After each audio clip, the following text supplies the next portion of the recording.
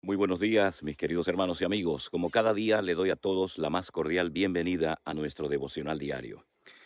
Hoy nos vamos a un libro que es uno de los libros más extensos del Antiguo Testamento, el libro del profeta Isaías, un libro realmente extraordinario, plagado de profecías mesiánicas, es decir, profecías que hablaban acerca de la primera venida del Señor Jesucristo, aunque también encontramos en dicho libro, que contiene 66 capítulos, muchas profecías que tienen que ver con la segunda venida de nuestro Señor Jesucristo. Pero concretamente quiero llevarles al capítulo 6. En ese capítulo encontramos unos versículos muy interesantes acerca de cómo este gran varón de Dios fue llamado para servir al Señor como un profeta de su tiempo. Y las palabras son las siguientes.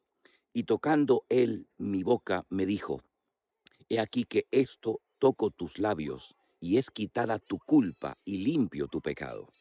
Después oí la voz del Señor que me decía, ¿a quién enviaré y quién irá por nosotros?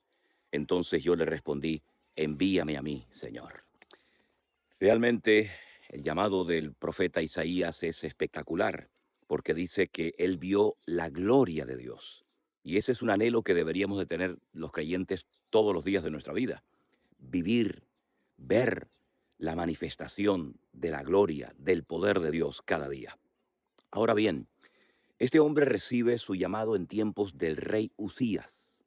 Y si analizamos a la luz de la palabra de Dios quién era el rey Usías, quién fue este rey, vemos que durante mucho tiempo fue un hombre muy bendecido, un hombre que fue prosperado, un hombre que fue usado por el Señor, hasta que al final de sus días dice que quedó leproso, porque entrando en la casa de Dios, en el templo del Señor, quiso hacer algo que a él no le correspondía hacer. Le advirtieron, le dijeron que no presentara ese sacrificio, esa ofrenda de incienso, pero no prestó atención. Pensó que porque era el rey, podía hacer lo que le daba la gana. Y dice que la lepra brotó en su frente y tuvo que salir inmediatamente corriendo del templo y vivió en una casita aparte hasta el final de sus días. ¿Qué necesidad tenía este rey, buen rey por cierto, Usías, de terminar sus días, su reinado de esta manera tan triste, tan lamentable? Bueno, Dios nos ha llamado a ciertas y determinadas cosas, pero tenemos que respetar la función y el ministerio de otras personas y no creer que nosotros somos capaces de hacerlo todo y nunca delegar y nunca confiar en los demás para que también puedan cumplir con su llamamiento y poner en práctica sus dones, su ministerio y sus talentos. En ese tiempo en el que el rey Usías estaba, digamos, retirado del reinado, puesto que no podía reinar, pues quedó leproso, es cuando el profeta Isaías recibe su llamamiento.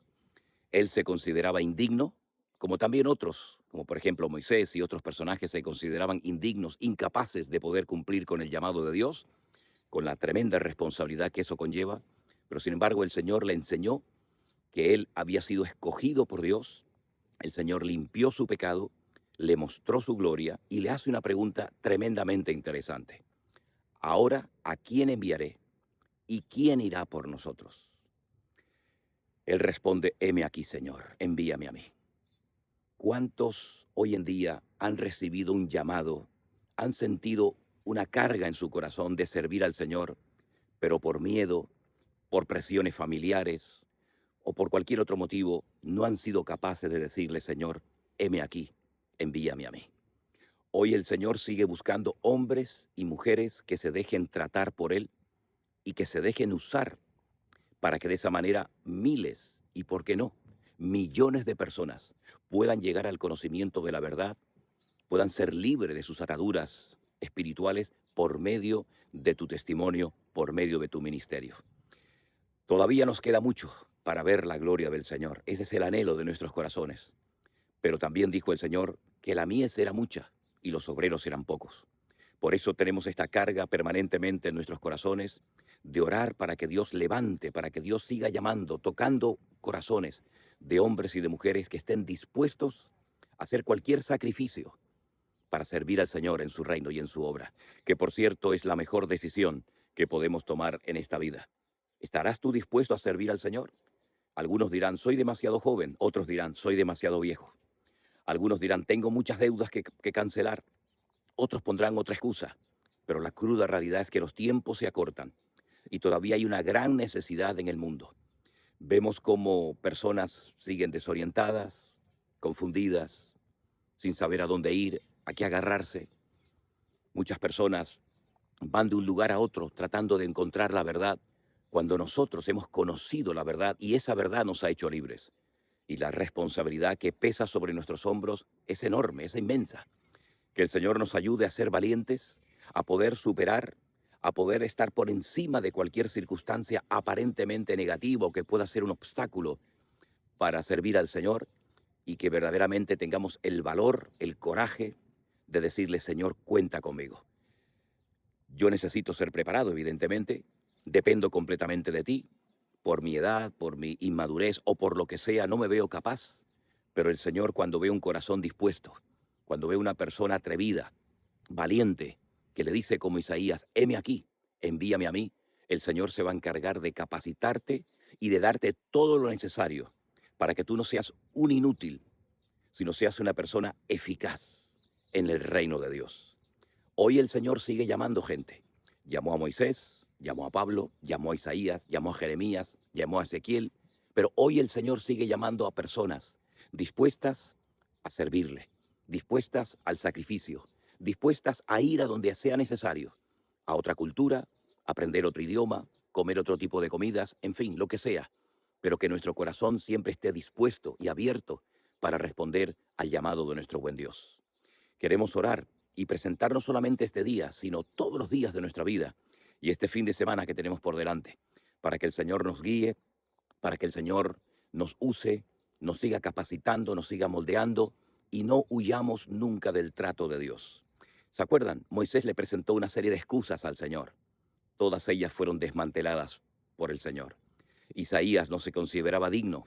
El Señor limpió su pecado, el Señor lo capacitó y se convirtió en uno de los hombres más usados en el Antiguo Testamento, escribiendo un libro extraordinario cuyos capítulos todavía siguen siendo de tremenda bendición para nuestras vidas, profecías que hemos leído y memorizado y que hemos visto cómo se han cumplido y otras están por cumplirse. Hermanos queridos, hay mucho camino que recorrer, mucho trabajo que realizar y cuantos más seamos, pues más vamos a poder alcanzar y honrar al Señor. ¿Qué les parece si oramos en este día y ponemos todo en las manos del Señor para que Él nos dirija y nos acompañe en todo momento? Oramos a nuestro buen Dios. Padre Celestial, gracias por este nuevo día de vida. Gracias, mi Dios, por el privilegio que nos das de servirte. Gracias, Señor, porque es un honor haber recibido tu palabra y estar dispuestos a servirte. Capacítanos y ayúdanos, Señor, a ser valientes, a superar todos los obstáculos, todas las excusas, y que tú puedas canalizarte y usar nuestras vidas para tu honra y tu gloria poderosamente. Guárdanos de tropiezos, de tentaciones, de caídas, y danos un día y un fin de semana glorioso y bendecido. En el nombre de Jesús. Amén y amén. Mis hermanos queridos, que el Señor les bendiga muy, muy ricamente. Aquí desde Galicia me despido de todos ustedes hasta el próximo devocional, que será ya para la próxima semana. Que el Señor nos guarde, nos bendiga a todos y que el Señor pues nos siga usando y bendiciendo como solamente Él lo puede hacer. Donde quiera que usted se encuentre, dele gracias al Señor por haber llegado hasta aquí. Y dígale al Señor, cuenta conmigo, Dios mío. Yo quiero ser un instrumento útil en tus manos y yo quiero ganar almas, porque es sabio ganar almas. Y hay una necesidad tremenda de ganar almas que están desesperadas, están confundidas, están hartas de la religión y de la falsedad y de la hipocresía religiosa. Así que mis queridos hermanos, vamos a prepararnos para tener un día y un fin de semana glorioso y victorioso. Les mando un gran saludo a todos ustedes desde este paraje hermoso aquí en Galicia, en la ría de Pontevedra. Que el Señor les bendiga a todos y nos veremos, Dios mediante, en el próximo devocional. Hermanos, ¿se han dado cuenta de que no hay ninguna estatua de Dios? Nadie se ha atrevido a hacer nunca una imagen, una estatua de Dios. Del Señor Jesucristo hay cantidad. Vírgenes, santos, hay infinidad. Pero una estatua de Dios, ¿habéis visto alguna vez? ¿A qué no? Cada uno tiene una idea muy particular de cómo puede ser Dios, aunque si somos realistas, Dios no tiene forma. Dios no tiene forma, no tiene medida, no tiene peso. Dice la Biblia, Dios es espíritu. No tiene un cuerpo con brazos, con ojos, con espalda, con pies. Puede estar en todas partes al mismo tiempo. Le decía el Señor al rey David, que tanto anhelaba construirle un templo, una casa al Señor: ¿qué casa me vais a hacer a mí? Si el cielo es mi trono y la tierra es el estrado de mis pies, ¿qué casa le vais a hacer a Dios, verdad? Pero independientemente de cómo cada uno se pueda imaginar al Señor, a Dios, lo importante es saber si lo que pensamos de Dios es correcto. ¿Qué concepto tenemos de Dios? Ya sabemos que no tiene forma, que no tiene medida, que no tiene peso, pero ¿cómo es Él? Porque según el concepto que tú tengas de Él, así tú vas a vivir. Hay gente que vive una vida cristiana muy light, sin compromiso, sin santidad, sin orden, porque ese es el concepto que tienen de Dios. Si tuvieran otro concepto más elevado de Dios, no podrían vivir así, imposible. Incluso hasta la forma como oramos. Fíjate cómo ora la gente. A veces escuchar a la gente cómo ora manifiestan el concepto que tienen de Dios, incluso hasta su nivel de madurez. No digo por utilizar más o menos palabras bonitas, por hacer oraciones más largas o más cortas, no, sino la forma como oran, la forma como piden a Dios, la forma como se acercan a Dios. ¿Qué concepto tenemos de Dios? Yo quisiera empezar el mensaje de esta tarde leyendo 2 versículos, después vamos a leer más, pero vamos a comparar 2 versículos, ¿sí? El primero se encuentra en el libro de Deuteronomio, capítulo 1, Deuteronomio capítulo 1, y el otro se encuentra en el Salmo 106, versículo 8. Repito, Deuteronomio 1, 26 y Salmo 106, versículo 8.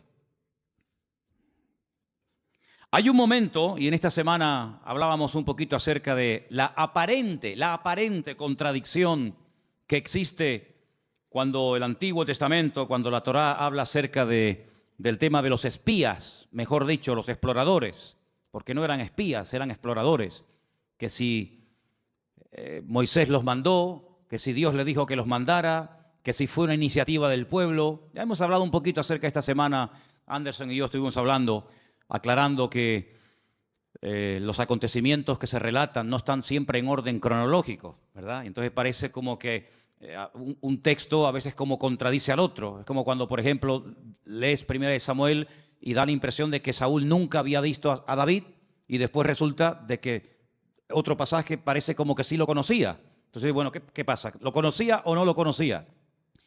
Y hay muchos acontecimientos en la Biblia que se relatan, pero no se cuentan necesariamente en orden cronológico. Entonces tienes que leer todo lo que la Biblia dice sobre ese pasaje para ubicarte y saber por dónde van los tiros.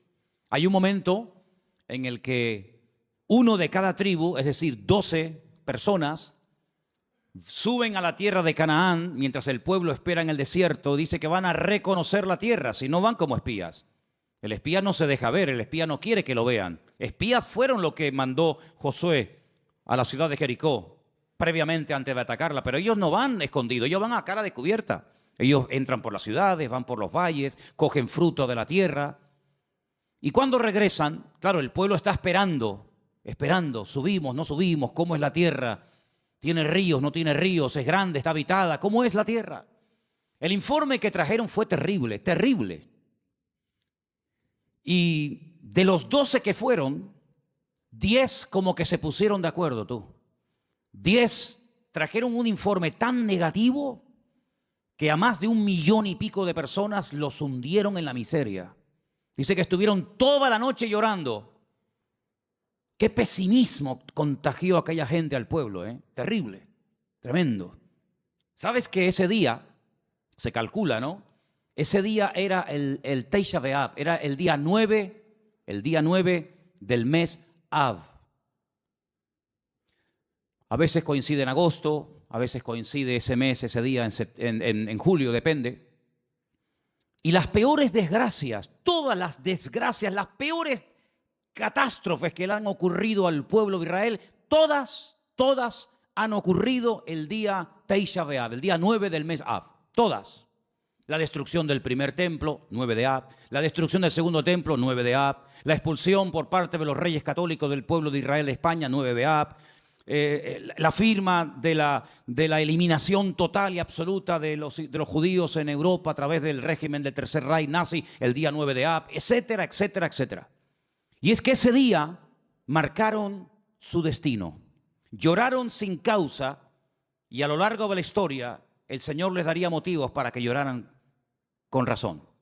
El día 9 de Av. Por eso es un día triste, es un día en el que se esperan siempre todos los años en Israel que pueda ocurrir cualquier cosa. Y fíjense en el capítulo 1 del libro de Deuteronomio, a partir del versículo 26, cuando esta gente regresa, después de haber estado 40 días reconociendo el país, leemos: sin embargo, no quisisteis subir, dice Moisés, no quisisteis subir. Antes fuisteis rebeldes al mandato del Señor vuestro Dios. Fíjate, no dice no quisisteis entrar, no, que lo podía haber dicho. Dice, no quisisteis subir. Había que subir de nivel espiritual para poder tomar posesión de la tierra del Señor. No quisisteis subir, no quisisteis madurar. Os habíais estancado, os habíais quedado acomodados a la vida del desierto. Y ahora hay que subir, amigo. Y no solamente en el sentido físico, sino también en el nivel espiritual, para tomar posesión y para alcanzar ciertas y determinadas alturas espirituales. Uno tiene que subir, uno tiene que crecer. Y si no subes y si no creces, te pierdes la bendición. Y dice la Biblia que no quisieron subir. Pero no solamente no quisieron subir, sino que en el versículo 23 dice, y murmurasteis en vuestras tiendas. No es que se negaron a decir, no queremos subir, aquí nos quedamos, sino que en las tiendas donde ellos vivían en el desierto, tuvieron toda la noche murmurando, hablando mal, quejándose, lamentándose. Y fíjate lo que llegaron a decir, cómo el Señor esas conversaciones, cómo el Señor escuchó e hizo que en su palabra quedara registrado parte de lo que murmuraban en las tiendas de campaña durante la noche. Mira lo que decían. El Señor nos aborrece. ¿Cómo? Porque el Señor nos aborrece, nos ha sacado de la tierra de Egipto para entregarnos en manos del amorreo para destruirnos. Mire, hermanos, si Dios hubiera querido destruir a esta gente, no hacía falta sacarlos de Egipto. No hacía falta sacar a todo el pueblo de la esclavitud en Egipto, llevarlos por el desierto y subirlos a la tierra prometida, a la tierra que fluye leche y miel, para destruirlos. En el mismo Egipto podían haber sido aniquilados. Pero fíjate el concepto que ellos tienen de Dios. Y claro, según el concepto, según lo que ellos piensan de Dios, así hablan. De la abundancia del corazón, dice la Biblia, habla la boca. Como Dios nos aborrece, nos sacó de Egipto. ¿Así? Es decir, que Dios te sacó de Egipto porque te aborrece. ¿Eso es lo que tú crees? Y entonces, como nos aborrece, como nos odia, lo que quiere es ahora meternos en la tierra prometida, la tierra de Canaán, para que los habitantes de ese país, sobre todo los amorreos, nos destruyan y acaben con nosotros y con nuestras familias y con nuestros hijos y con nuestra vida. Y lo decían tan tranquilos y se quedaban tan panchos. Todos sabemos que esa noche, como acabo de decir, sellaron su destino y Dios dijo, ahora sí que no van a entrar, amigo. Ahora sí que no van a entrar. Van a entrar aquellos que dijisteis que no entrarían, que eran vuestros hijos. Es decir, la generación adulta que salió de Egipto no entró en la tierra prometida.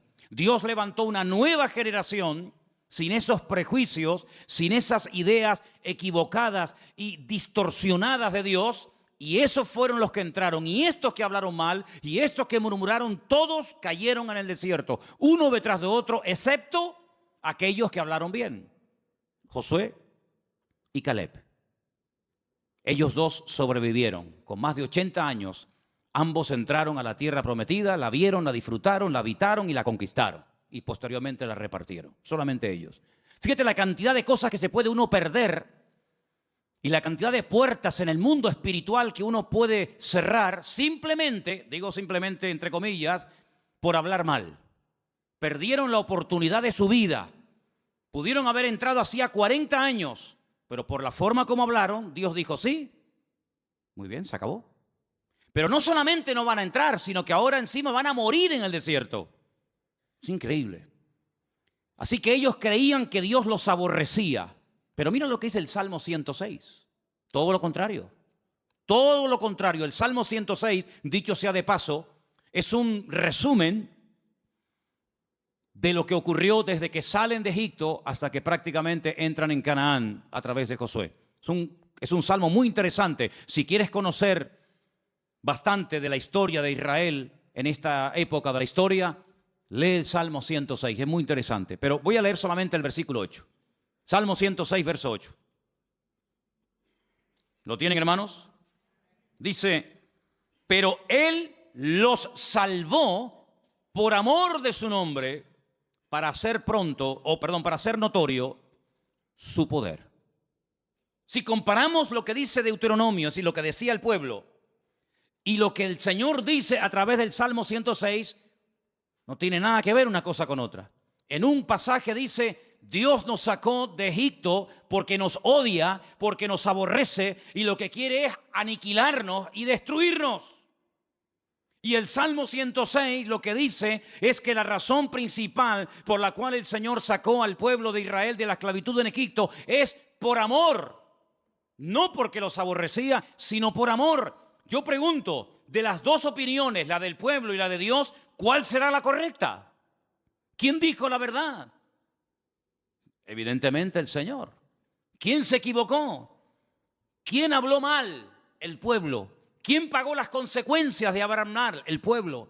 ¿Quién perdió la bendición? El pueblo. ¿Y tú crees que a nosotros no nos puede pasar hoy en día lo mismo?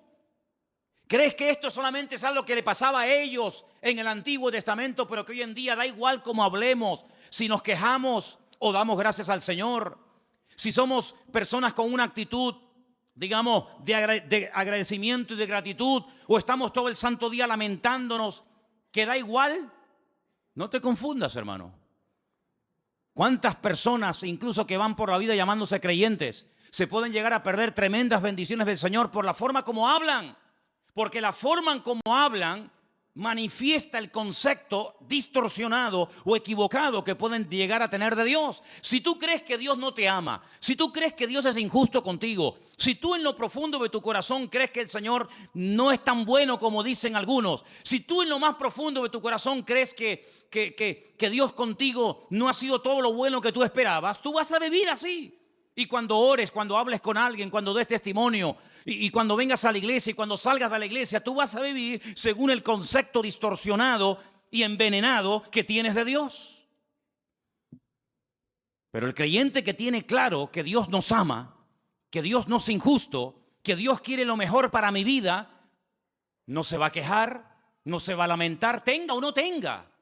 Se le abran las puertas que él creía que se le tenían que abrir o no se le abran nunca. Da igual.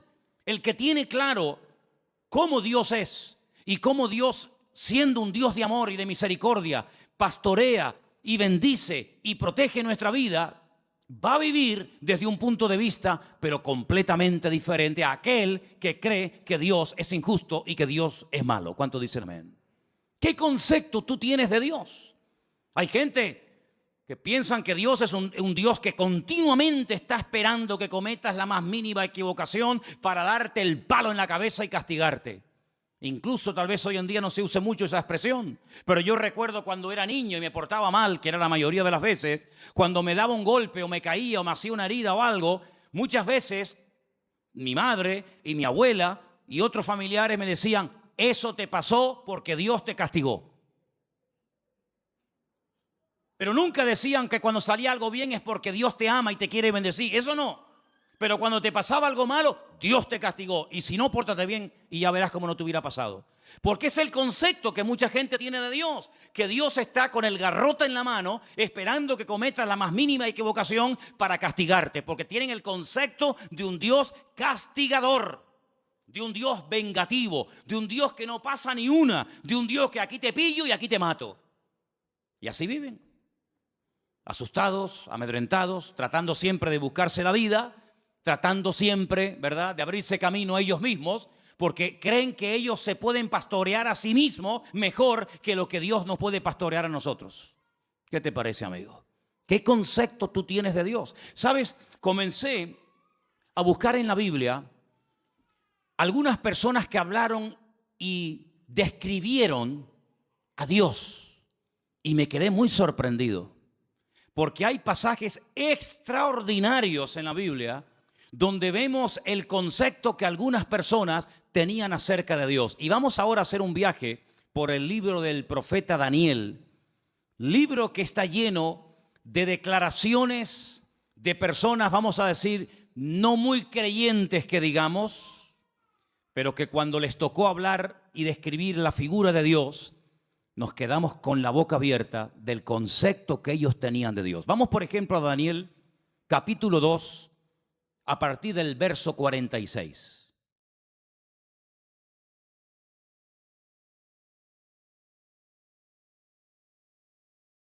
Hermano Jorge, le van a faltar brazos.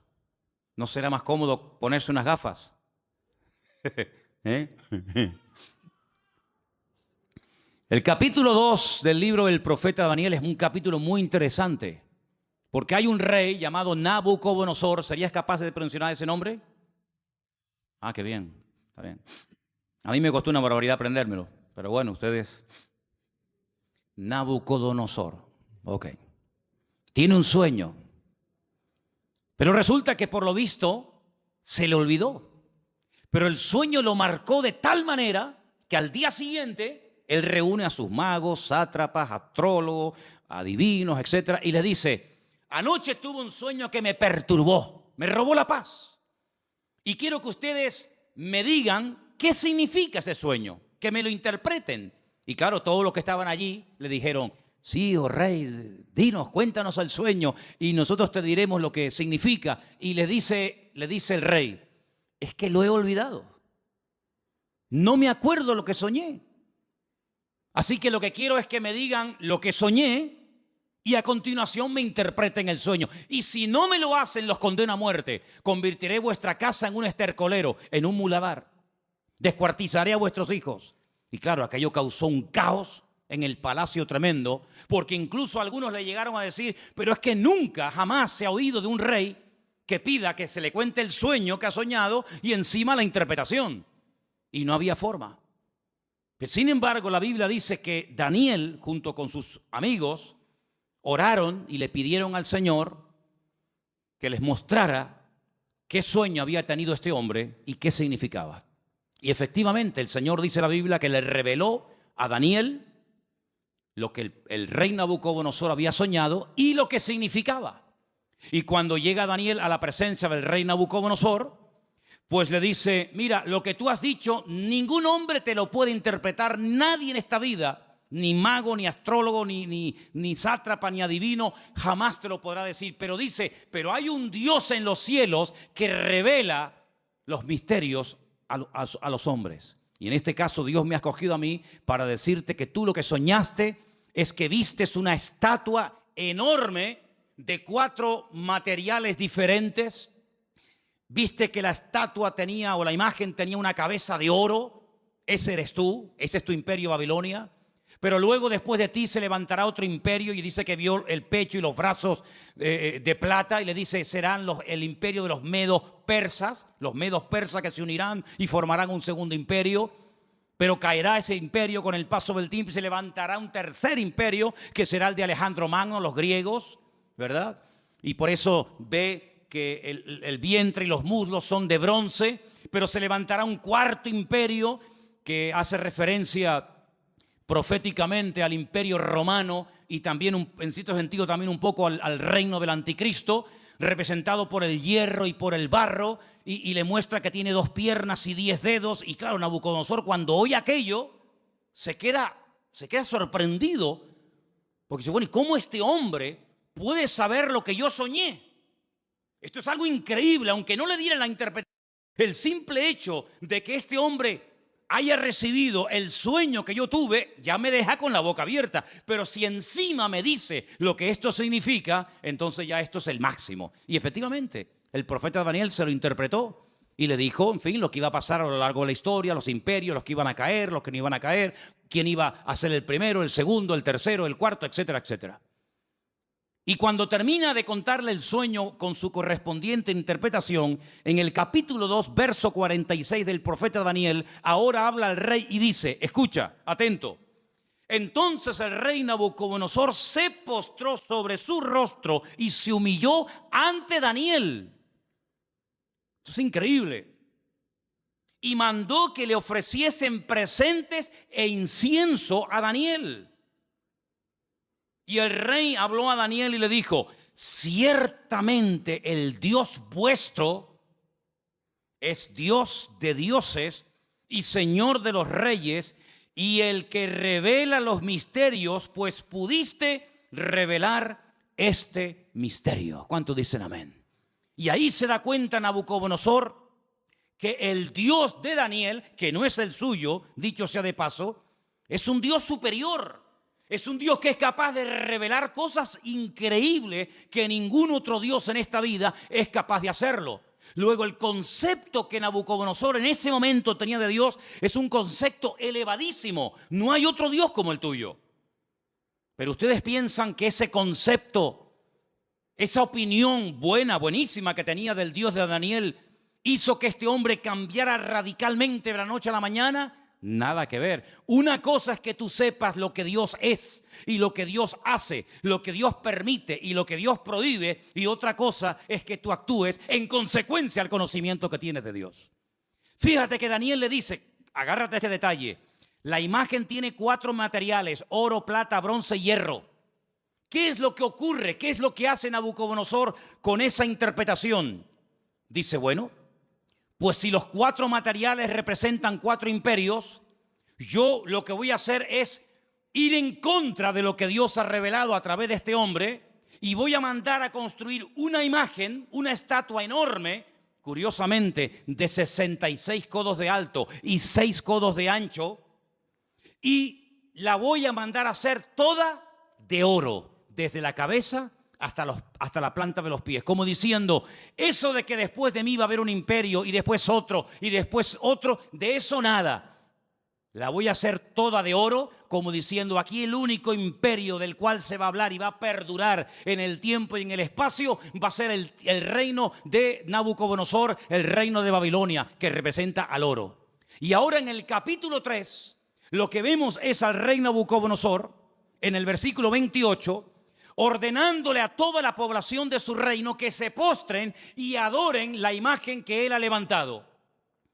Y ahí encontramos un pasaje increíble, extraordinario, donde vemos que hubieron 3 personas que no quisieron postrarse ante su imagen.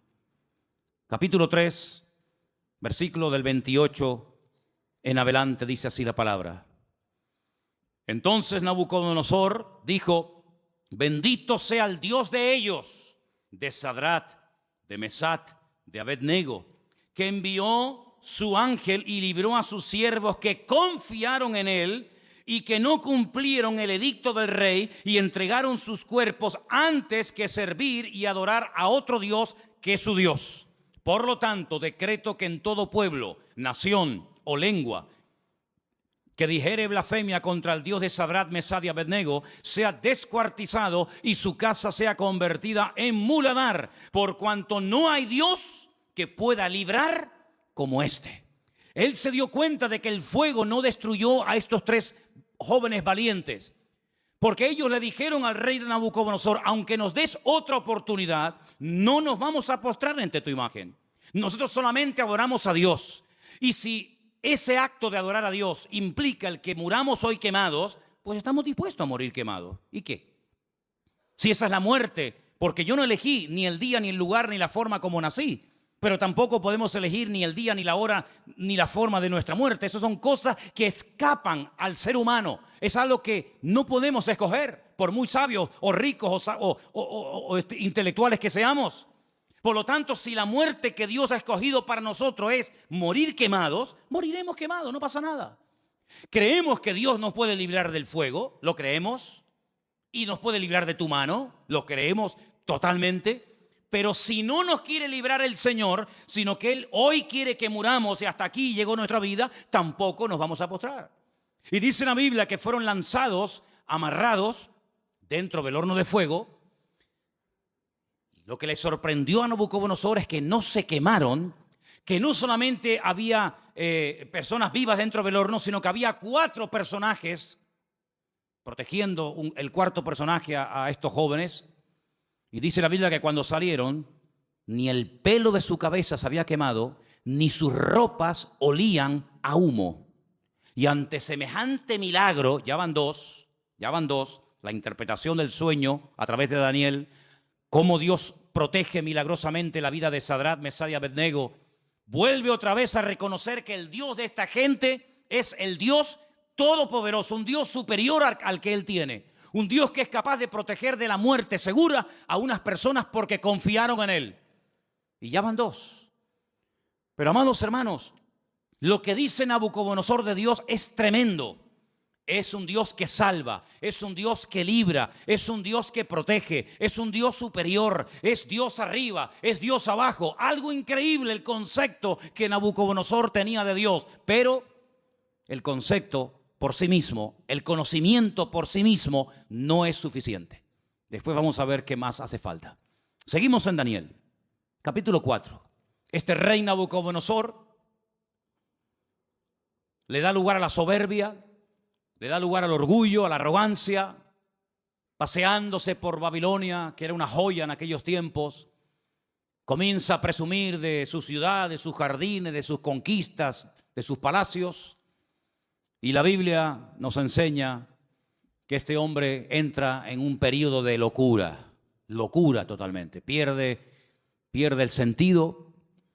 Y la palabra de Dios dice que lo arrojan al monte. Vamos a leer en el versículo 33. En aquella hora se cumplió la palabra sobre Nabucodonosor. Fue echado de entre los hombres y comía hierba como los bueyes. Su cuerpo se mojaba con el rocío del cielo. Y hasta que su pelo creció como plumas de águila y sus uñas como las de las aves. Mas al fin del tiempo yo, Nabucodonosor, alcé mis ojos al cielo y mi razón me fue devuelta y bendije al Altísimo y alabé y glorifiqué al que vive para siempre, cuyo dominio es sempiterno y su reino por todas las edades. Todos los habitantes de la tierra son considerados como nada. Y Él hace según su voluntad en el ejército del cielo y en los habitantes de la tierra. Y no hay quien detenga su mano y que alguien le diga, ¿qué haces? En este mismo tiempo mi razón me fue devuelta y la majestad de mi reino, mi dignidad, mi grandeza volvieron a mí. Y mis gobernadores y mis consejeros me buscaron y fui restablecido en mi reino y mayor grandeza me fue añadida. Ahora yo, Nabucodonosor, alabo, engrandezco y glorifico al Dios del cielo, porque todas sus obras son verdaderas y sus caminos justos, y Él puede humillar a los que andan con soberbia. ¿Cuántos dicen amén? Si las palabras que Nabucodonosor habla de Dios, luego sus acciones son otra cosa. Lo que hace es otra cosa diferente. Pero cuando habla de Dios, son maravillas. Son cosas tremendas, preciosas. Lo alaba, lo bendice, lo glorifica, lo levanta en alto, lo reconoce. Y parece como que ya Nabucodonosor ha cambiado y tiene claras las ideas, pero ni aún así, hermanos, ni aún así. Pero lo que estamos hablando en esta tarde es el concepto que tenía Nabucodonosor de Dios. Pero en el libro de Daniel aparecen otros reyes. Por ejemplo, hay un rey, que es el rey Darío, el rey Ciro, que también aparece. Y en el capítulo 6, hay un momento en el que la envidia es tremenda, sobre todo contra Daniel, y lo quieren matar. Pero leí esta mañana algo que me llamó tanto la atención, porque dice que trataban de buscar algo en lo cual pillarlo en un fallo y decir, mira, pero no había manera.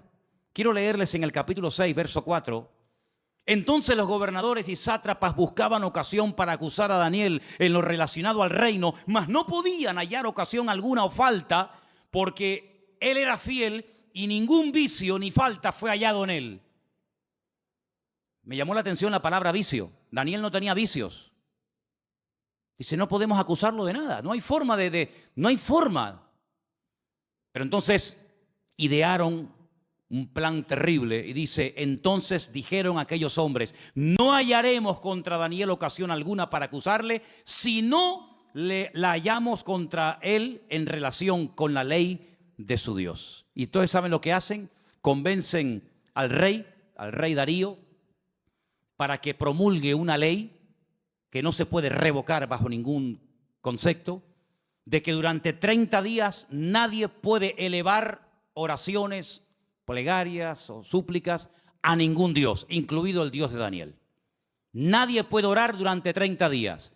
Era la única forma de que podían decir, mira, hay un hombre en tu reino que ha quebrantado la ley. Porque nosotros como creyentes, y creo que lo tenemos claro, tenemos que cumplir las leyes de los países donde vivamos siempre y cuando no vayan en contra de la palabra de Dios. ¿Cuántos dicen amén? No es que por ser cristianos estamos exentos del cumplimiento de la ley, ni mucho menos, al contrario, Las autoridades, según Romanos capítulo 12, todas han sido puestas por Dios. Salga quien salga y gane quien gane. Te guste o no, el que salga es el que Dios ha permitido que gobierne. Pero no importa. A veces Dios levanta un faraón y a veces lo tumba. A veces Dios levanta un Nabucodonosor y lo quita. Y mañana levanta un Darío y pasado un Ciro y mañana... No importa, esas son cuestiones de Dios. Nuestra obligación es obedecer y someternos a las autoridades. Repito, siempre y cuando no vayan en contra de la palabra de Dios. Y en este caso iban en contra de la palabra. ¿Cómo me va a prohibir a mí un gobierno? ¿Cómo nos va a prohibir a nosotros un rey, o un primer ministro o un presidente de gobierno? Me da igual. ¿Cómo nos va a prohibir a nosotros los cristianos un gobierno a no orar durante 30 días? Mucho, amigo, pero hasta ahí podíamos llegar. ¿Qué hizo Daniel? Versículo 10. Cuando Daniel supo que el edicto había sido firmado, entró en su casa y abiertas las ventanas de su cámara que daban hacia Jerusalén, se arrodillaba 3 veces al día y oraba y daba gracias delante de su Dios como lo solía hacer antes. No es que ahora empiece a hacerlo a raíz del edicto promulgado por el rey Darío, no, es que ya lo venía haciendo como algo normal en su vida. Se postraba y oraba en dirección a Jerusalén 3 veces al día. Shaharit, Minjá y Arbit, las 3 oraciones que hace el pueblo de Israel diariamente, por la mañana, por la tarde y por la noche. Por la mañana, por la tarde y por la noche. Y aquí está Daniel haciendo lo que durante miles de años el pueblo de Israel ha hecho, postrarse y orar 3 veces al día. Y ahí lo pillaron. Van con el chisme, van con el cuento al rey Darío y le dicen, no te ha obedecido.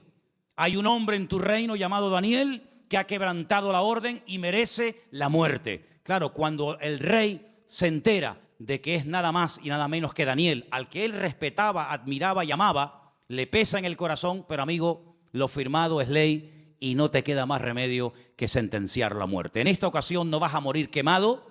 Como ya se intentó matar a tus compañeros, en esta ocasión te espera el foso de los leones. Yo creo, hermano, que aquellos leones pasaban más hambre que el perro de un hippie. Yo creo que aquellos leones tenían un hambre. Si que era totalmente imposible salir con vida de aquel foso de los leones. ¿Qué te parece? Qué bonito es ver a un león detrás de la jaula, detrás de las rejas. Me acuerdo que una vez hicimos un viaje, hago un paréntesis. Estábamos viviendo en Argentina y tuvimos la oportunidad de ir al norte, bien al norte de Argentina, a la provincia de Misiones. Y allí había un matrimonio que nos hospedó, un matrimonio de alemanes. Y un día nos quisieron llevar a las famosas cataratas de Iguazú, las cataratas más grandes del mundo y las más hermosas. Y por el camino paramos y entramos en un zoológico que la verdad que era deprimente, el zoológico aquel. Pero bueno, entramos. Y había una valla, una tela metálica tan fina que yo decía, pero esto es un peligro. ¿Cómo pueden tener a un león con una vallita que era de papel, aquello? Y el león estaba al otro lado de la valla, yo estaba aquí, y el león estaba patas arriba, durmiendo profundo. Y yo estaba al lado y ni se enteraba, pero no se me ocurrió otra cosa que tirar una piedra al león.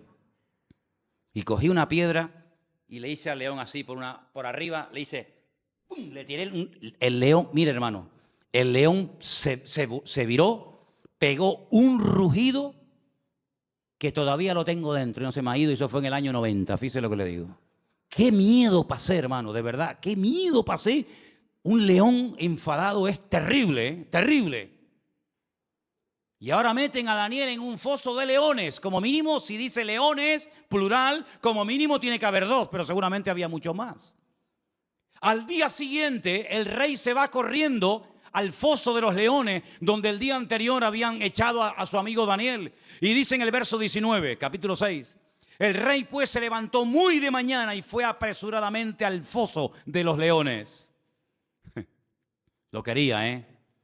Y acercándose al foso llamó a voces a Daniel con voz triste y le dijo, Daniel, siervo del Dios viviente, el Dios tuyo, a quien tú continuamente sirves, ¿te ha podido librar de los leones? ¿Te ha podido librar tu Dios? Solamente por eso ya Dios tenía que librar a Daniel. Porque si no lo hubiera librado, el rey Darío se hubiera llevado un concepto equivocado de Dios. El Dios de Daniel no pudo salvar a su siervo de la garra de los leones. Solamente por eso ya el Señor protegió a Daniel. ¿De cuántas nos ha librado el Señor para no quedar mal Él? No para no quedar mal nosotros, para no quedar mal Él. ¿De cuántas nos ha librado el Señor? ¿Verdad? Y acercándose al foso lo llamó, ya lo hemos leído, versículo 21. Entonces Daniel respondió, dijo, oh rey, vive para siempre, mi Dios envió su ángel, el cual cerró la boca de los leones para que no me hicieran daño, porque ante él fui hallado inocente, y aún delante de ti, oh rey, no he hecho nada malo.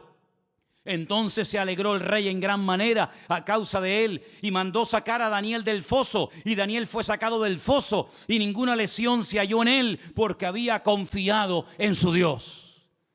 Y el rey dio orden, y fueron traídos aquellos hombres que habían acusado a Daniel, y fueron echados en el foso de los leones, ellos, sus hijos, sus mujeres, y aún no habían llegado al foso, al fondo del foso, cuando los leones se apoderaron de ellos y quebraron todos sus huesos.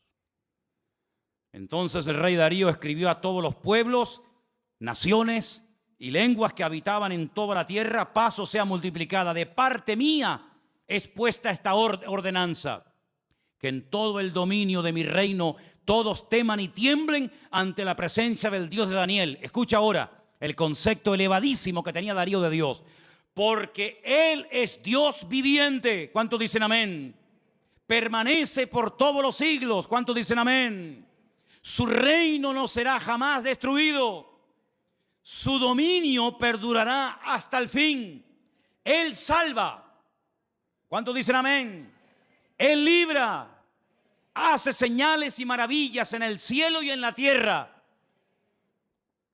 Él ha librado a Daniel del poder de los leones. Y Daniel prosperó durante el reinado de Darío y durante el reinado de Ciro, el persa. Fíjate qué concepto, por aquel milagro, por aquella maravilla hecha por el Señor, proteger milagrosamente de la muerte, devorado por las fieras, por los leones a Daniel. Este hombre dice cosas tremendas que muchos cristianos cuestionan. Él dice, Dios salva, pero Dios libra, hace maravillas. Hay algunos cristianos que no creen que Dios hace maravillas. Hay algunos cristianos que incluso se han atrevido a publicar y a decir desde púlpitos y desde revistas y desde páginas web, etcétera, etcétera, que ya no existen milagros.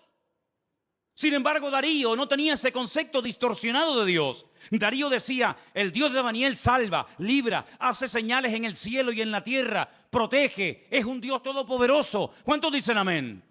Si lo tenía Darío, ese concepto de Dios, ¿cuánto más tú y yo tenemos que tener ese concepto de nuestro Padre y de nuestro Dios?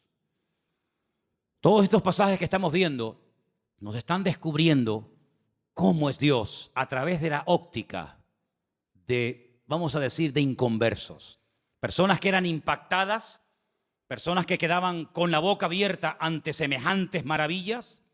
Pero hay un pasaje que encontré en el Nuevo Testamento, en el libro de los Hechos, que para mí es una de las mejores descripciones de Dios de toda la Biblia. Está en el libro de los Hechos, el capítulo 17. Y es concretamente una parte del mensaje profundo que el apóstol Pablo dio cuando se encontraba de visita en Grecia, concretamente en la ciudad de Atenas.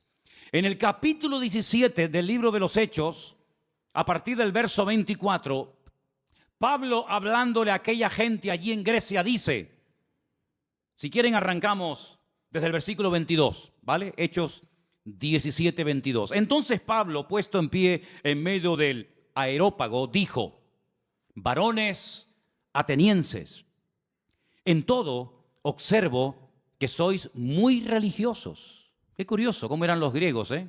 Eran religiosos, eran hedonistas, deportistas, un culto al cuerpo tremendo. Es una sociedad muy, muy parecida a la que vivimos nosotros hoy en día, ¿verdad? No eran ateos, eran muy religiosos. Dice, porque pasando y mirando vuestros santuarios, hallé también un altar en el cual estaba esta inscripción, al Dios no conocido. Tenían un altar donde no había ningún Dios, pero habían puesto una inscripción, una placa que decía esto, al Dios no conocido, al que vosotros adoráis sin conocerle. Y ese es el Dios que yo vengo a anunciar. Y Pablo dice, verso 24, escucha ahora, el Dios que hizo el mundo y todas las cosas que en él hay. ¿Puedes decir amén a esto? Es un Dios creador. El que creó el mundo, es decir, no se creó solo. Vino una explosión y a través de una serie infinita de coincidencias apareció en su lugar, tal y como las conocemos hoy en día, lo que llamamos sol, luna, plantas, árboles, animales, planetas, etcétera, etcétera. No es así. Es el Dios creador que ha puesto todo en su sitio, que le ha dado color, forma y diseño. Es el Dios todopoderoso y sigue diciendo, siendo Señor del cielo y de la tierra, la palabra Señor sabéis que es la palabra amo, siendo el dueño, el propietario de lo que hay arriba y abajo, no habita en templos hechos por manos humanas. Solamente de este versículo hay tanta enseñanza, tanta profundidad de conceptos que podríamos echarnos horas. Porque lo primero que está diciendo es, nosotros no salimos de la nada. Nosotros no somos producto de un proceso evolutivo, sino somos creación de Dios. Y ese Dios que es el dueño ha decidido no vivir en templos. ¿Qué les está diciendo a los atenienses? Que vuestros templos no pueden contener su persona, su presencia, porque Él ha tomado unilateralmente la decisión de no vivir en templos. Luego les está tirando por tierra toda su religiosidad. Y sigue diciendo, ni es honrado por manos de hombres, como si necesitase algo. Pues Él es quien da a todos vida y aliento y todas las cosas. Es la existencia misma. Es el que hace que las cosas existan. Es el que transmite vida. Es el que hace que todo funcione perfectamente. Es el que hace que haya estaciones. Es el que hace que soplen los vientos de un lugar y se vayan por otro. Es el que hace que el sol cada mañana salga del mismo lado hace miles de años y se oculte por el mismo lado. Es el que hace que la tierra gire siempre en la misma dirección y a la misma velocidad. No es un Dios que hoy en día dice, no, que no se mueva, ahora que se mueva. Es un Dios que tiene un control absoluto de la creación. No ha perdido el control. No se le ha vuelto en contra la creación. Él da vida. Y si Él no diera la vida, nada funcionaría. Porque el hombre puede alargar y puede cortar la vida, pero no puede crearla, no puede diseñarla. Y Él está hablando de un Dios que da la vida, un Dios que ha formado, un Dios que ha creado, etcétera, etcétera. Y sigue diciendo, de una sangre ha hecho todo el linaje de los hombres. Está hablando de Adán. De él vienen todos, de él venimos todos. Para que habiten sobre toda la faz de la tierra, y les ha prefijado el orden de los tiempos y los límites de su habitación. Esto es impresionante lo que está diciendo Pablo aquí. Él es el que ha dado límite, ha puesto tiempos. ¿Cuánto tiene que vivir un elefante? ¿Cuánto tiene que vivir un loro? ¿Cuánto tiene que vivir el hombre? ¿Cuánto tiene que vivir? Él ha puesto límites, él ha puesto tiempos. No es algo que siempre ha existido, como decía Aristóteles, que esto siempre ha existido, la eternidad del universo. No, el universo no es eterno. Tiene un principio y tendrá un fin. Y no solamente eso, sino que ha puesto límites, fronteras, que no tiene que ver con murallas, ni con rejas, ni con alambre de púas. Pero él, desde el libro del Génesis, le dijo a cada nación y a cada pueblo, a las 70 que había en aquel momento, de la cual salieron todas las que existen hoy en día, dónde tenían que vivir cada nación y cada pueblo. Y lo he dicho infinidad de ocasiones, cada vez que un pueblo ha querido ir más allá del territorio que en el principio el eterno creador del universo y de la tierra le dio a los seres humanos, ha habido problemas. Y cuando los del norte quieren apropiarse de los del sur, y cuando los europeos quieren apropiarse de un continente, y cuando los de este continente quieren saltar a otro, se produce un caos, se produce un desorden, porque Dios estableció dónde tenían que vivir los pueblos. Y dotó al ser humano de unas características para vivir en el sur que no dotó a ese ser humano para vivir en el norte o viceversa. Y Dios lo que está haciendo es poner en orden el mundo, así como puso el sol aquí, no allá, aquí lo puso. Y así como puso la tierra en este lugar y no la puso en la otra punta de la galaxia, Dios ha puesto a los hombres donde Él ha querido y como Él ha querido. Porque es un Dios que controla y ordena la creación, y el hombre siempre tratando de alterar el orden de Dios. Dice, para que busquen a Dios, si en alguna manera palpando puedan hallarle, aunque ciertamente no está lejos de cada uno de vosotros. Porque en Él vivimos y nos movemos y somos. Eso es increíble, ese concepto. En Él vivimos, nos movemos y somos, como algunos de vuestros propios poetas también han dicho, porque linaje suyo somos. Siendo pues linaje de Dios, no debemos pensar que la divinidad sea semejante a oro, plata, piedra, esculturas de arte, imágenes de hombre. Pero Dios, escucha, Dios, habiendo pasado por alto los tiempos de esta ignorancia, ahora manda a todos los hombres en todo lugar que se arrepientan. A todos, absolutamente a todos. Por cuanto ha establecido un día, por el cual juzgará al mundo con justicia, por aquel varón a quien designó, está hablando del Señor Jesús, dando fe a todos con haberle levantado de los muertos. Y ahí ya se rompió la armonía, porque cuando oyeron de lo de la resurrección, eso era algo que no les cabía en la cabeza, y ahí le dijeron, bueno, ya te escucharemos en otra ocasión, en otro día, en otro momento. El concepto que Pablo tenía de Dios era un concepto no distorsionado, no equivocado ni envenenado, sino era un concepto correcto y exacto. Y la pregunta que tenemos que volver a hacer nosotros en el día de hoy, ¿qué concepto tenemos nosotros de Dios? ¿Cómo tratamos a Dios? Muchas veces le decimos a Dios cómo nos tiene que tratar a nosotros. Pero la pregunta es, ¿cómo estamos nosotros tratando a Dios? Queremos que Él nos sane cuando estamos enfermos. Queremos que Él supla nuestras necesidades cuando necesitamos que sean suplidas. Queremos que nos haga compañía cuando nos sentimos solos. Queremos que nos dé trabajo cuando nos falta. Queremos que nuestros hijos estén sanos y robustos y con trabajos y bien. Todo eso está bien claro. Pero la pregunta es, ¿cómo tú estás tratando a Dios? Algunos ni se lo han planteado. Algunos viven en una ignorancia tan grande que lo único que le preocupa es el aquí y el ahora.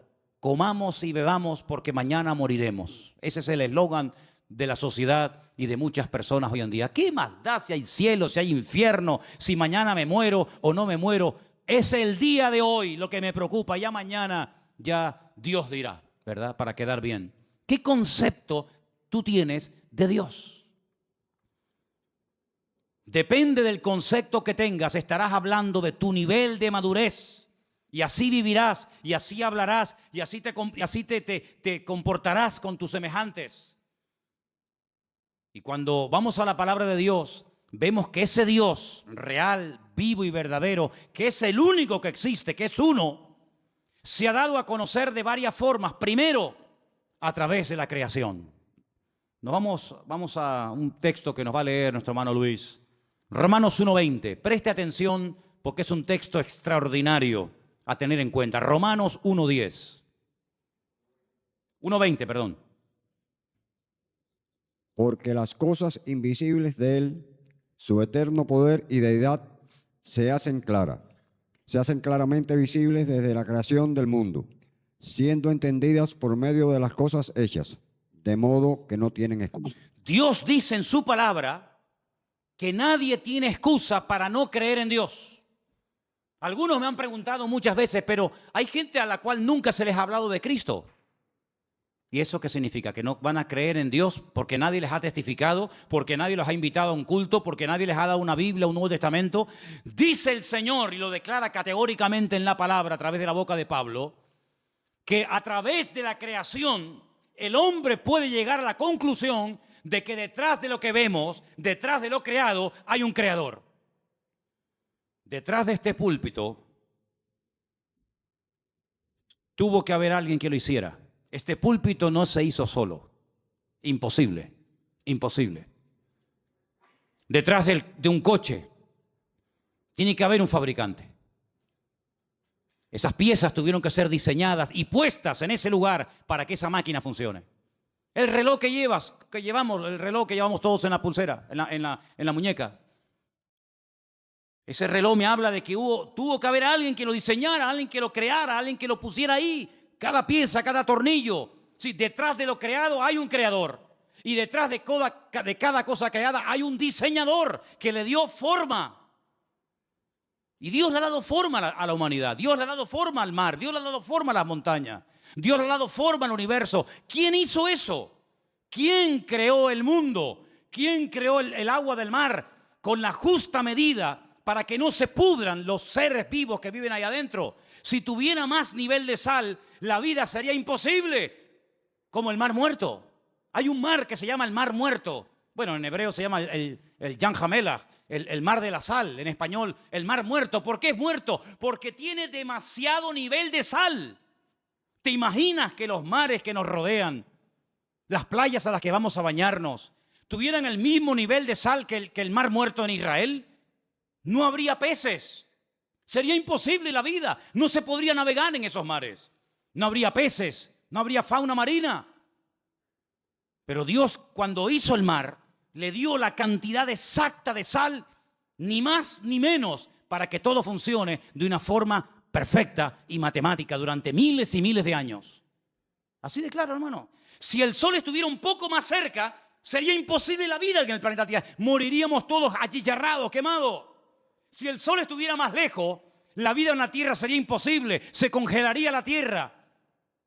Pero Dios lo puso justamente donde tiene que estar y como tiene que estar, para que ni caliente demasiado ni enfríe demasiado. Ahí está, donde tiene que estar. Dios todo lo ha diseñado de una forma increíble, pero algunos, mentes sabias, dicen que no. Que detrás de todo eso no está Dios, que detrás de todo eso hay un proceso evolutivo, hay un Big Bang, hay unas explosiones, hay un cúmulo de coincidencias, millones de coincidencias para que todo forme lo que llamamos mundo, universo, tierra. Increíble. Ahí se cumple el texto que dice, y queriendo ser sabios, se hicieron necios. Queriendo ser sabios, se hicieron necios. Señor se dio a conocer primeramente a través de la creación. Hay personas que se han convertido observando las estrellas, porque todas las estrellas del universo, su nombre está en hebreo. Y traduciendo el nombre de muchas de las estrellas, puedes conocer prácticamente toda la Biblia, Antiguo y Nuevo Testamento. Primera y segunda venida de Cristo. Ya sé que no es un método que hoy en día utiliza el Señor, pero hubo durante muchas generaciones y siglos, un sistema que le permitía al hombre leer, descifrar el mensaje de Dios en las estrellas. De ahí que el diablo después se levantara y creara o inventara la famosa astrología tratando de manipular el universo, ¿verdad? Y tratando de decirle al hombre que esta estrella o aquella o la otra ejercía una influencia mejor o mayor o positiva o negativa sobre el carácter, la personalidad de la gente. Y de ahí viene todo el sistema de horóscopos y toda esa historia. Pero hubo un momento en la historia en el que los hombres sabían interpretar y leer las estrellas. Y los magos de Oriente vinieron a Belén guiados por una estrella, no por una, sino por su estrella. Y se dieron cuenta de que las estrellas se habían alineado. Y cuando interpretaron y vieron Betulá y vieron Ari y vieron todas las estrellas, ellos dijeron, ha nacido el Mesías. Porque ellos supieron leer el mensaje, cosa que hoy en día pues ni se puede ver, ni se puede interpretar. Y hay otro momento en el que Dios utilizó otro sistema. Y dice la Biblia en Hebreos, que también lo vamos a leer ahora, que Dios habló muchas veces, muchas formas y maneras distintas. Pero ahora ya ha hablado ya de la última forma que iba a hablar. Y quiero que escuchen este versículo. Es el último que vamos a leer. En Hebreos capítulo 1, a partir del versículo 1 en adelante, dice así. Dios, habiendo hablado muchas veces y de muchas maneras en otro tiempo a los padres por los profetas, en esos postreros días nos ha hablado por el Hijo, a quien constituyó heredero de todo, y por quien asimismo hizo el universo, el cual, siendo el resplandor de su gloria y la imagen misma de su sustancia, y quien sustenta todas las cosas con la palabra de su poder, habiendo efectuado la purificación de nuestros pecados por medio de sí mismo, se sentó a la diestra de la majestad en las alturas, hecho tanto superior a los ángeles, cuando heredó más excelente nombre que ellos. Si Dios habló muchas veces y de muchas formas diferentes, dice en el pasado, dice, pero en los últimos tiempos, Dios decidió hablar ya contundente y claramente, y lo hizo a través del Señor Jesús, a través de su amado Hijo. Eso es lo que dice la palabra. Así que si no te sirve la creación, Dios se reveló en su palabra. Si no te gusta leer la Biblia o no la conoces, Dios te habló a través de Jesús. Pero no hay excusa, no hay ninguna excusa. Dios no va a decir, ¿y qué hacemos con este al cual nadie le predicó? Todo el mundo tendrá su oportunidad de una manera u otra. Eso no nos exime de la responsabilidad de predicar el Evangelio, evidentemente. Pero les puedo asegurar, amados hermanos, que el Señor no ha dejado su persona sin testimonio. Él ha dado testimonio de su existencia. Él ha dado testimonio de su poder. Él ha dado testimonio de que esto no es producto de la casualidad, sino es producto de la mano poderosa de Dios. ¿Cuántos dicen amén? Y para más Inri, si quieres creer en Dios, mírate a ti mismo. Mírate tú, porque viéndote a ti, no me queda más remedio que creer en Dios. Alguien le dijo una vez a una persona, demuéstrame que Dios existe. Dice, mírate a ti mismo. Viéndote a ti, tengo que reconocer que Dios tiene que existir. Porque ¿de dónde saliste tú? No, de mis padres y los tuyos, y tus padres y de los suyos, y ellos. Y cuando seguimos hacia atrás, llegamos a un momento en el que nos damos cuenta de que la humanidad no es algo eterno, que siempre ha existido de eternidad a eternidad, sino que hubo un punto de partida, hubo un primer habitante, como habrá un último. Y de generación en generación, el hombre mirando hacia sí mismo puede ver el diseño perfecto de su cuerpo, cómo todo funciona con una armonía extraordinaria. Y todo eso nos habla de un diseñador, de un creador y de un Dios todopoderoso. Ahora, el que no quiere creer, ni viendo milagros va a creer. Ni viendo milagros va a creer, porque los milagros no se hacen para que la gente crea, sino que se hacen como evidencia de la manifestación del poder de Dios. Y quiero solamente recordarles que la lectura que se leyó esta tarde estaba basada en el libro de Esdras, ¿verdad? Capítulo 9.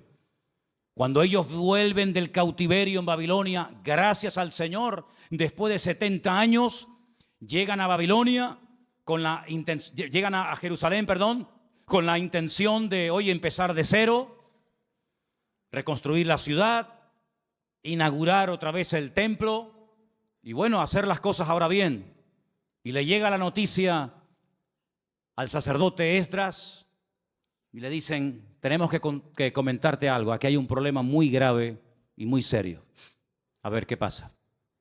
Resulta que los que han venido del cautiverio, muchos se casaron con mujeres inconversas, con paganas, con idólatras, y cuando han llegado aquí, se han unido a las mujeres del país y se han mezclado. Cuando oye esto, Esdras dice que se arrancó los pelos de la barba Se arrancó los pelos de la cabeza, se rasgó las vestiduras, se cubrió de polvo y ceniza, se tiró al suelo, empezó a suplicar misericordia y clemencia y piedad del Señor, porque dijo, otra vez, ¿qué creéis que este momento, este alivio momentáneo que el Señor nos ha dado, este pequeño remanente que somos en el día de hoy, es porque somos buenos y nos lo hemos merecido? No, ha sido por la misericordia del Señor. Pero ¿cómo volvéis otra vez a hacer lo mismo que hacíamos hace 70 años? Desobedecer al Señor. Es decir, el concepto que Esdras tenía de Dios era muy claro. Él sabía que el pecado trae consecuencias. El pecado se perdona siempre que hay arrepentimiento, siempre, no te quepa la menor duda. Pero en algunas ocasiones, no todas, pero en algunas ocasiones el pecado, la desobediencia, el desorden trae consecuencias a corto y a largo plazo. Y este hombre se pone a orar, todo el capítulo 9, léanlo, es una maravilla. Todo el capítulo 9 de Esdras es una oración enorme, donde este hombre dice, no habéis aprendido del pasado. Volvéis otra vez a cometer lo mismo que hace 70 años atrás. ¿No os dais cuenta que esta fue una de las causas por las cuales fuimos atacados y destruidos y humillados? ¿No os dais cuenta del precio elevadísimo que se tuvo que pagar por haber desobedecido al Señor? Volvéis otra vez a las andadas. Pero ¿saben qué, hermanos? Somos así. ¿Cuántos vuelven al vómito otra vez? ¿Cuántos están un tiempo tranquilos, libres, en paz, bendecidos, y cuando te das cuenta, otra vez volvió a las andadas?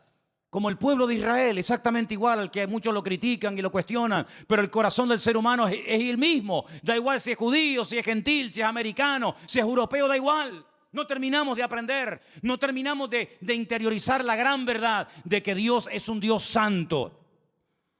Y Dios lo que ha hecho y diseñado con el tema del pecado es algo que al que no tiene un concepto claro de Dios, medio que lo confunde. Y os voy a explicar muy rápidamente esto.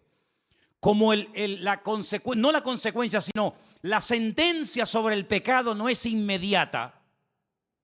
El hombre cree que como yo he pecado, he desobedecido, no he hecho la voluntad de Dios y aparentemente no me ha pasado nada, pues eso quiere decir de que lo puedo volver a hacer. Pero es que Dios lo ha diseñado así. Y fíjate qué astuto y qué malo es el enemigo, que cuando quiso tentar a Eva, le dijo, ¿qué es lo que Dios os ha dicho? Que no podemos comer, porque el día, subrayo, el día que comamos, moriremos. Satanás le dijo, no morirás. Ella comió y no murió. Y como que Satanás se le quedó mirando y le dijo, yo te lo dije, ¿te has muerto? Tócate. Estás viva, no has muerto. Dios te engañó. Ella no entendía lo que era morir. Es el primer pasaje de la Biblia donde te das cuenta que un concepto equivocado y distorsionado de la persona de Dios te hace creer mentiras, y las mentiras te esclavizan y te condicionan la vida. Ahí puedes ver que el hombre es mucho más que un cuerpo. Es espíritu, es alma y es cuerpo. Sin embargo, cuando su marido come, se esconde de Dios, le da vergüenza hablar con Dios, y Dios lo confronta y le dice, ¿dónde estás? Como diciendo, ¿qué has hecho? ¿Qué te ha pasado? Él creía en Dios. Adán no se convirtió de creyente en ateo así en segundos. Él seguía siendo creyente, pero el concepto de Dios, el pecado lo distorsionó. Él creía en Dios, pero creía que podía esconderse de Dios y meterse en un lugar donde Dios no podía encontrarlo. Y el otro día hablamos acerca de dónde vamos a huir para escondernos de la presencia de Dios. ¿A dónde nos podemos esconder? Creía en Dios, pero estás creyendo equivocadamente. El día que vieron el cuerpo inerte y sangrando y que no se movía de su hijo Abel, ese día ella entendió que la muerte, cuando uno peca, tiene dos puntos principales, la espiritual y la física. El día que comiste del árbol prohibido, moriste espiritualmente hablando. Y llegará el momento que la sentencia natural y física sobre tu desobediencia la experimentarás cuando tu cuerpo de un momento a otro deje de funcionar y te mueras físicamente. ¿Te das cuenta? Cuando el apóstol Pablo le escribe a los Efesios, les dice: vosotros estabais muertos, no físicamente, sino en vuestros delitos y en vuestros pecados, y Él os dio vida juntamente con Cristo. Luego, un concepto distorsionado de Dios nos puede llegar a interiorizar la falsa idea de que yo peco, yo desobedezco, yo hago lo que me da la gana y no pasa nada. Eso es lo que tú te crees, porque la soberbia del hombre lo ciega, el orgullo del hombre lo embota. Y dice la Biblia que el hombre natural, el hombre que ha perdido la sensibilidad, ni siente ni padece, incluso hasta se burla y se ríe del que dice que cree en Dios, del que dice que existe otra vida, del que dice que existe cielo e infierno, y se ríe porque dice y se engaña a sí mismo: pero si yo, siendo ateo y sin leer la Biblia y sin ir a la iglesia que tú vas, yo vivo mejor que tú. Y es la falsa seguridad que el diablo le mete en la cabeza a mucha gente, que se creen que porque tienen, son, y no se dan cuenta que el que se salva no es el que tiene, sino el que es. Y el que es aquel que humilló su corazón delante de la presencia del Señor. Entonces, ¿qué concepto tú tienes de Dios? ¿Crees que tu Dios es un Dios que tú puedes mangonear? Así orarás y así vivirás. ¿Crees que te puedes esconder de Dios?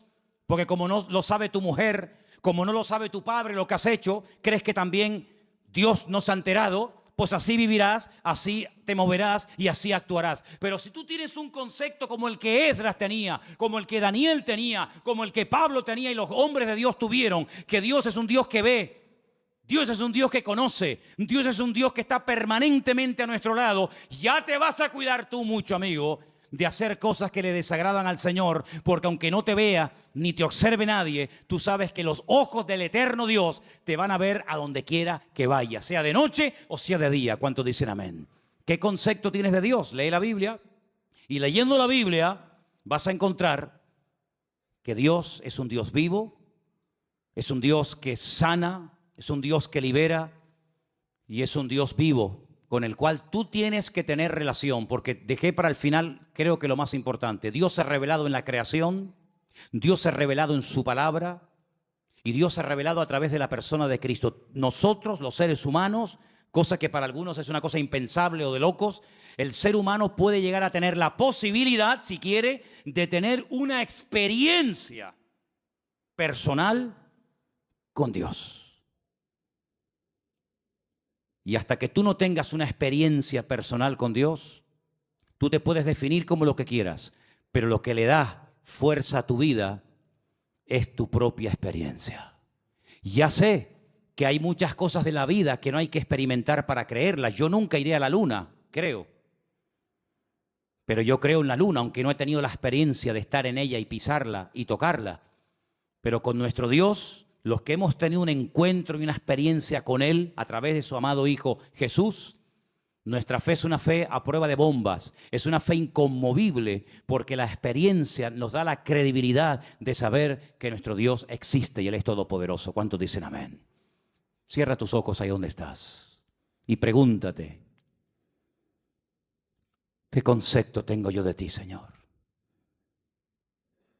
¿Qué idea tengo yo de ti, Señor? ¿Te conozco realmente?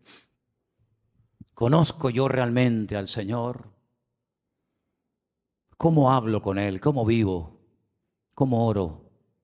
¿Cómo me comporto cuando me ven y cuando no me ve nadie? Y ahí donde estás, ora y habla con Él. Dile: Señor, en esta noche vengo delante de tu presencia, Dios mío.